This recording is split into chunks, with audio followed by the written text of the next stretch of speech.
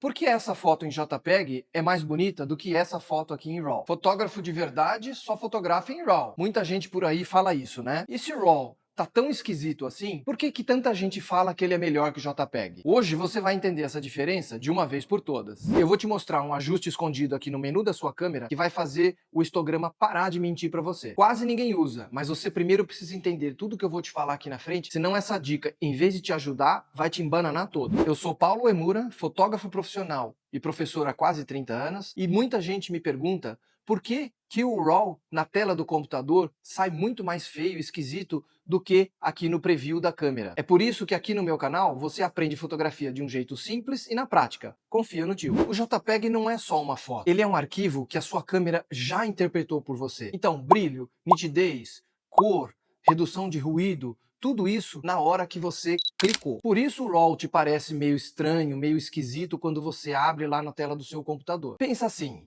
O JPEG é aquele PF que você compra e ele já vem prontinho. Arroz, feijão, bife, salada, chega rápido e pronto. O RAW são os ingredientes crus, ainda meio sem graça antes de cozinhar. Porém, tem um potencial enorme dependendo de quem está cozinhando. E se você tem o controle da sua foto, você está colocando o seu tempero. Diz aí se você prefere um PF pronto ou você prefere cozinhar o seu RAW. Comenta aqui embaixo que eu leio e respondo todos. Mas se o JPEG já vem editado, bonitão, por que os fotógrafos profissionais insistem em usar o RAW? A resposta está em algo que você não vê a olho nu. São os bits de informação. Todo mundo sabe que o JPEG é um arquivo muito menor do que o RAW. E isso acontece porque ele trabalha em 8 bits, enquanto o RAW trabalha em 14 bits. Na prática, o JPEG te entrega 16 milhões de cores e o RAW te entrega 4 bilhões de cores. É por isso que o arquivo é maior. Só que justamente por ele não vir interpretado ou editado, ele te dá muito mais elasticidade na hora de você trabalhar na pós-produção. Se essa diferença entre 16 milhões de cores e 4 bilhões de cores já deu um clique na sua cabeça, já deixa seu like e hype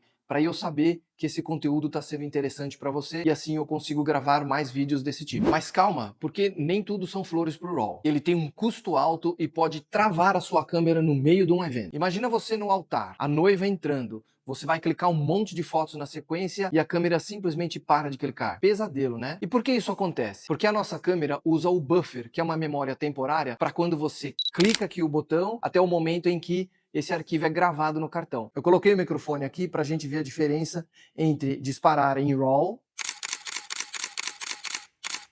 ó, travou, e agora só em JPEG. Não trava, tá vendo? Ó?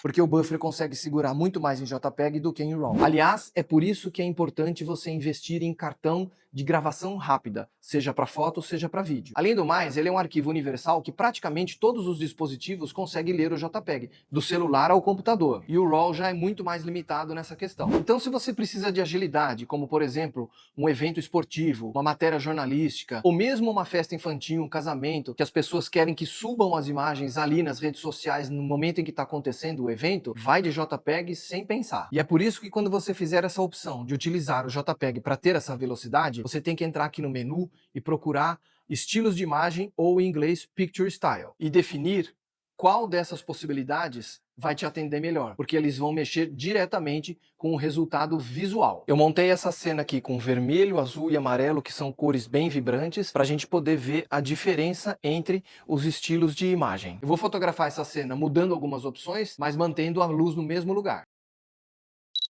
A gente pode perceber que na primeira foto as cores vêm ok, como a gente mais ou menos imaginaria que ela viria.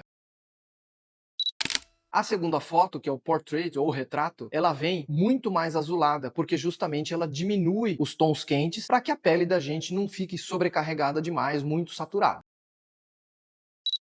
A terceira foto que eu fiz com landscape ou paisagem, ele vai dar muito mais preferência aqui nos verdes. Olha o botão aqui da maquininha, como você percebe que o verde está muito diferente dos outros. Por isso é tão importante você conhecer cada um deles, faça o teste aí com a sua câmera e aí você escolhe o melhor e mais adequado para o trabalho que você está fazendo. Agora eu vou fazer a mesma cena, só que em RAW.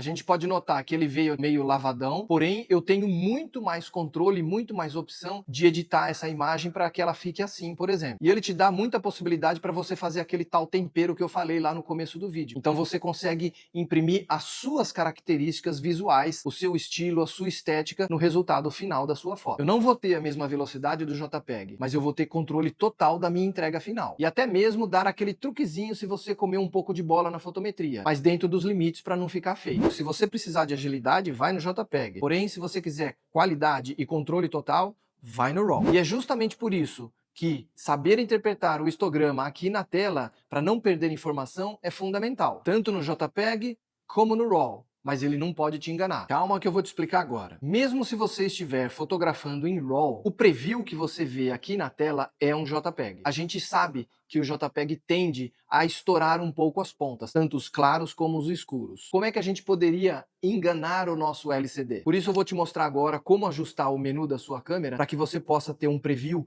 muito mais próximo do que o seu RAW está enxergando. Vamos voltar aqui para o menu de estilo de imagem ou Picture Style e vamos entrar aqui no modo padrão. Você repara que o contraste e a nitidez estão bem altos. O que eu vou fazer aqui é reduzi-los ao mínimo. Pronto, a gente acabou de enganar a câmera, porque agora o LCD vai te projetar uma imagem que é um JPEG, porém mais próxima do seu RAW. E se você ainda não sabe interpretar o histograma, eu tenho um vídeo aqui que te explica tudo direitinho em detalhes. Me conta aqui sua experiência com JPEG ou com RAW ou com os dois. Eu leio e respondo todos. E ó, uma dica importante aqui. Se você não tem problemas com espaço, fotografe com RAW mais JPEG, porque aí você tem a velocidade do JPEG para poder entregar rapidamente e ainda você mantém o RAW ali para você ter uma pós-produção e um controle total com mais qualidade e a sua interpretação estética daquela cena. E olha, vamos para uma verdade dura aqui.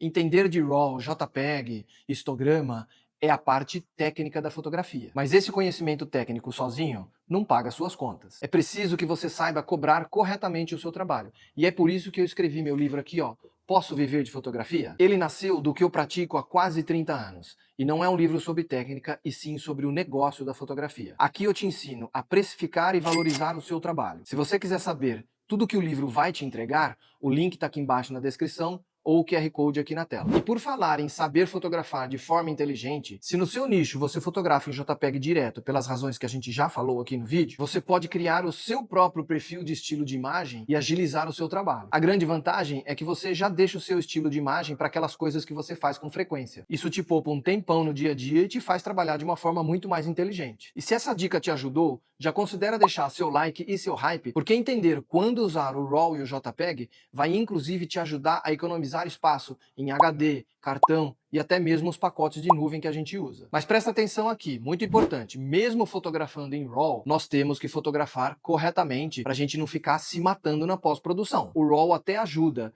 mas ele não resolve todos os problemas. Então se você ainda tiver alguma dúvida de fotometria, esse vídeo aqui vai te ajudar demais. Bora lá?